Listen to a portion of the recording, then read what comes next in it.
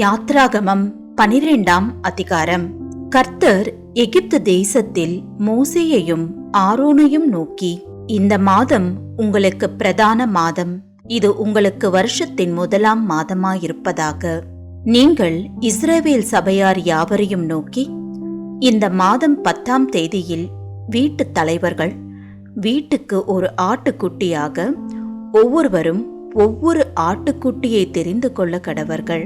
ஒரு வீட்டில் இருக்கிறவர்கள் ஒரு ஆட்டுக்குட்டியை புசிக்கிறதற்கு போதுமான பேர்களாயிராமற் போனால், அவனும் அவன் சமீபத்தில் இருக்கிற அவனுடைய அயல் வீட்டுக்காரனும் தங்களிடத்தில் உள்ள ஆத்துமாக்களின் லக்கத்திற்கு தக்கதாக ஒரு ஆட்டுக்குட்டியை தெரிந்து கொள்ள வேண்டும்.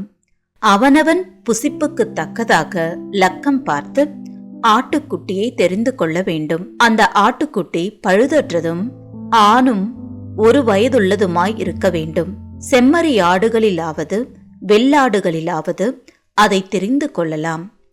அதை இந்த மாதம் 14ஆம் தேதி வரைக்கும் வைத்திருந்து இஸ்ரவேல் சபையின் ஒவ்வொரு கூட்டத்தாரும் சாயங்காலத்தில் அதை அடித்து அதன் இரத்தத்தில் கொஞ்சம் எடுத்து தாங்கள் அதை புசிக்கும் வீட்டு வாசல் நிலைக்கால்கள் 2லும் நிலையின் மேற்சட்டத்திலும் தெளித்து அன்று ராத்திரியிலே அதன் மாம்சத்தை நெருப்பினால் சுட்டு புளிப்பில்லா அப்பத்தோடும் கசப்பான கீரையோடும் அதை புசிக்க கடவர்கள்.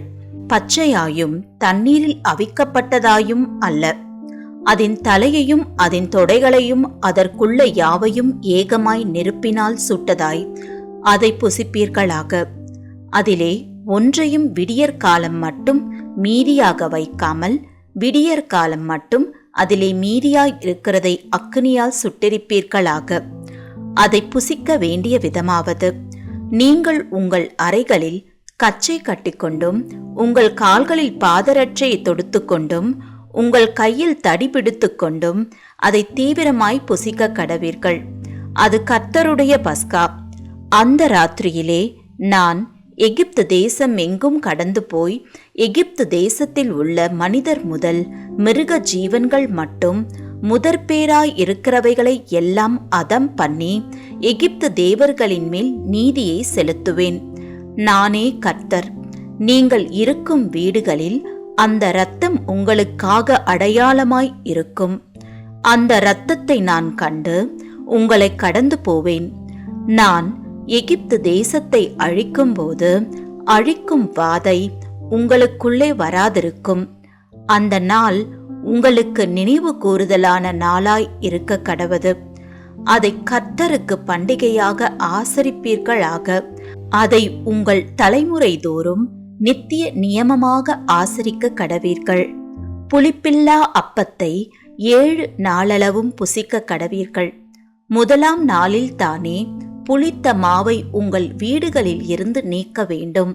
முதலாம் நாள் தொடங்கி 7ஆம் நாள் வரைக்கும் புளித்த அப்பம் புசிக்கிறவன் எவனோ அந்த ஆத்துமா இஸ்ரவேலில் இருந்து அறுப்புண்டு போவான். முதலாம் நாளில் பரிசுத்த சபை கூடுதலும் 7ஆம் நாளிலும் பரிசுத்த சபை கூடுதலும் இருக்க வேண்டும். அவைகளில் ஒரு வேளையும் செய்யப்படலாகாது. அவரவர் சாப்பிடுகிறதற்கு தேவையானது மாத்திரம் உங்களால் செய்யப்படலாம். புளிப்பில்லா அப்ப பண்டிகையை ஆசரிப்பீர்களாக. இந்த நாளில்தான் நான் உங்கள் சேனைகளை எகிப்து தேசத்திலிருந்து புறப்பட பண்ணினேன். ஆகையால் உங்கள் தலைமுறை தோறும் நித்திய நியமமாக இந்த நாளை ஆசரிக்க கடவீர்கள். முதலாம் மாதம் 14ஆம் தேதி சாயங்காலம் தொடங்கி மாதத்தின் 21ஆம் தேதி சாயங்காலம் வரைக்கும் புளிப்பில்லா அப்பம் புசிக்க கடவீர்கள். 7 நாளளவும் உங்கள் வீடுகளில் புளித்தமா காணப்படலாகாது. எவனாகிலும் புளிப்பிடப்பட்டதை புசித்தால் அவன் பரதேசியானாலும் சுதேசியானாலும் அந்த ஆத்துமா இஸ்ரவேல் சபையில் இராமல் அறுப்புண்டு போவான். புளிப்பிடப்பட்ட யாதொன்றையும் நீங்கள் புசிக்க வேண்டாம். உங்கள் வாசஸ்தலங்களில் எல்லாம் புளிப்பில்லா அப்பம் புசிக்க கடவீர்கள் என்று சொல் என்றார். அப்பொழுது மோசே இஸ்ரவேல் மூப்பர் யாவரையும் அழைப்பித்து, நீங்கள் உங்கள் குடும்பங்களுக்கு தக்கதாக உங்களுக்கு ஆட்டுக்குட்டியை தெரிந்தெடுத்து கொண்டு பஸ்காவை அடித்து ஈசோப்பு கொழுந்துகளின் கொத்தை எடுத்து கிண்ணியில் இருக்கும் இரத்தத்தில் தோய்த்து அதில் இருக்கும் அந்த இரத்தத்தை வாசல் நிலைக்கால்களின் மேற்சட்டத்திலும் வாசலின் நிலைக்கால்கள் இரண்டிலும் தெளியுங்கள். விடியற் காலம் வரைக்கும் உங்களில் ஒருவரும் வீட்டு வாசலை விட்டு புறப்பட வேண்டாம். கர்த்தர் எகிப்தியரை அதம் பண்ணுகிறதற்கு கடந்து வருவார். நிலையின் மேற்சட்டத்திலும் வாசலின் நிலைக்கால்கள் இரண்டிலும் அந்த இரத்தத்தை காணும்போது கர்த்தர் சங்காரக்காரனை உங்கள் வீடுகளில் உங்களை அதம் பண்ணுகிறதற்கு வரவொட்டாமல் வாசற்படியை விலகி கடந்து போவார். இந்த காரியத்தை உங்களுக்கும் உங்கள் பிள்ளைகளுக்கும் நித்திய நியமமாக கைக்கொள்ள கடவீர்கள். கர்த்தர் உங்களுக்கு தாம் சொன்னபடி கொடுக்க போகிற தேசத்திலே நீங்கள் போய் சேரும்போது இந்த ஆராதனையை கைக்கொள்ள கடவீர்கள். அப்பொழுது உங்கள் பிள்ளைகள், இந்த ஆராதனையின் கருத்து என்ன என்று உங்களை கேட்டால், இது கர்த்தருடைய பஸ்காவாகிய பலி. அவர் எகிப்தியரை அதம் பண்ணி நம்முடைய வீடுகளை தப்ப பண்ணின போது எகிப்தியிலிருந்து இஸ்ரவேல் புத்திரருடைய வீடுகளை கடந்து போனார் என்று நீங்கள் சொல்ல வேண்டும் என்றான். அப்பொழுது ஜனங்கள் தலை வணங்கி பணிந்து கொண்டார்கள். இஸ்ரவேல் புத்திரர் போய் அப்படியே செய்தார்கள். கர்த்தர் மோசேக்கும் ஆரோனுக்கும் கட்டளையிட்டபடியே செய்தார்கள். நடுராத்திரியிலே சிங்காசனத்தின் மேல் வீற்றிருக்கும் பார்வோனுடைய தலைப்பிள்ளை முதல் காவல் கிடங்கில் இருக்கும் சிறைப்பட்டவனின் தலைப்பிள்ளை வரைக்கும் எகிப்து தேசத்தில் இருந்த முதற் பேர் அனைத்தையும் மிருக ஜீவன்களின் தலையீற்று அனைத்தையும் கர்த்தர் அழித்தார். அப்பொழுது பார்வோனும் அவனுடைய சகல ஊழியக்காரரும் எகிப்தியர் யாவரும் ராத்திரியிலே எழுந்திருந்தார்கள். மகா கூக்குரல் எகிப்திலே உண்டாயிற்று. சாவில்லாத ஒரு வீடும் இருந்ததில்லை. ராத்திரியிலே அவன் மோசேயையும் ஆரோனையும் அழைப்பித்து, நீங்களும் இஸ்ரவேல் புத்திரரும் எழுந்து என் ஜனங்களை விட்டு புறப்பட்டு போய் நீங்கள் சொன்னபடியே கர்த்தருக்கு ஆராதனை செய்யுங்கள். நீங்கள் சொன்னபடியே உங்கள் ஆடு மாடுகளையும் ஓட்டிக்கொண்டு போங்கள், என்னையும் ஆசீர்வதியுங்கள் என்றான். எகிப்தியர், நாங்கள் எல்லோரும் சாகுறோமே என்று சொல்லி தீவிரமாய் அந்த ஜனங்களை தேசத்தில் இருந்து அனுப்பிவிட அவர்களை மிகவும் துரிதப்படுத்தினார்கள். பிசைந்த மா புளிக்கும் முன் ஜனங்கள் அதை பாத்திரத்துடனே தங்கள் வஸ்திரங்களில் கட்டி தங்கள் தோள்மேல் எடுத்துக்கொண்டு போனார்கள். மோசே சொல்லியிருந்தபடி இஸ்ரவேல் ஜனங்கள் எகிப்தியரிடத்தில் வெள்ளியுடைமைகளையும் பொன்னுடைமைகளையும் வஸ்திரங்களையும் கேட்டார்கள். கர்த்தர் ஜனங்களுக்கு எகிப்தியரின் கண்களில் தயவு கிடைக்கும்படி செய்ததினால் கேட்டதை அவர்களுக்கு கொடுத்தார்கள். இவ்விதமாய் அவர்கள் எகிப்தியரை கொள்ளையிட்டார்கள். இஸ்ரவேல் புத்திரர் ராமசேசை விட்டு கால்நடையாய் பிரயாணம் பண்ணி சுக்கோத்துக்கு போனார்கள். அவர்கள் பிள்ளைகள் தவிர 6,00,000 புருஷராயிருந்தார்கள்.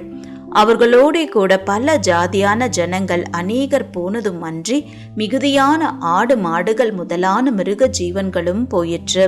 எகிப்திலிருந்து அவர்கள் கொண்டு வந்த பிசைந்த மாவை புளிப்பில்லா அப்பங்களாக சுட்டார்கள். அவர்கள் எகிப்தில் தரிக்க கூடாமல் துரத்திவிடப்பட்டதினால் அது புளியாதிருந்தது. அவர்கள் தங்களுக்கு வழிக்கென்று ஒன்றும் ஆயத்தம் பண்ணவில்லை. இஸ்ரவேல் புத்திரர் எகிப்திலே குடியிருந்த காலம் 430 வருஷம். 430 வருஷம் முடிந்த அன்றைய தினமே கர்த்தருடைய சேனைகள் எல்லாம் எகிப்து தேசத்தில் இருந்து புறப்பட்டது. கர்த்தர் அவர்களை எகிப்து தேசத்திலிருந்து புறப்பட பண்ணினதினால் இது அவருக்கென்று முக்கியமாய் ஆசரிக்கத்தக்கதாக ராத்திரி ஆயிற்று.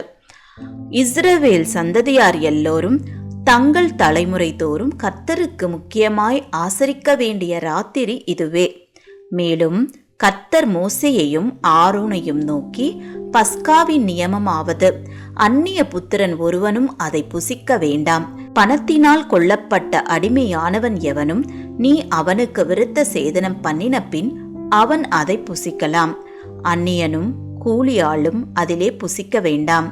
அதை ஒவ்வொரு வீட்டிற்குள்ளும் புசிக்க வேண்டும். அந்த மாம்சத்தில் கொஞ்சமாகிலும் வீட்டில் இருந்து வெளியே கொண்டு போக கடவது. அதில் ஒரு எலும்பையும் முறிக்க கூடாது. இஸ்ரவேல் சபையார் எல்லோரும் அதை ஆசரிக்க கடவர்கள். அந்நியன் ஒருவன் உன்னிடத்திலே தங்கி கர்த்தருக்கு பஸ்காவை ஆசரிக்க வேண்டுமென்று இருந்தால் அவனை சேர்ந்த ஆண் பிள்ளைகள் யாவரும் விருத்த சேதனம் பண்ணப்பட வேண்டும். பின்பு அவன் சேர்ந்து அதை ஆசரிக்க வேண்டும். அவன் சுதேசியைப் போல் இருப்பான். விருத்த சேதனம் இல்லாத ஒருவனும் அதில் புசிக்க வேண்டாம். சுதேசிக்கும் உங்களிடத்தில் தங்கும் பரதேசிக்கும் ஒரே பிரமாணம் இருக்க கடவுது என்றார். இப்படியே இஸ்ரவேல் புத்திரர் எல்லாரும் செய்தார்கள். கர்த்தர் மோசேக்கும் ஆரோனுக்கும் கட்டளையிட்டபடியே செய்தார்கள். அன்றைய தினமே கர்த்தர் இஸ்ரவேல் புத்திரரை அணி அணியாய் எகிப்து தேசத்தில் இருந்து புறப்பட பண்ணினார்.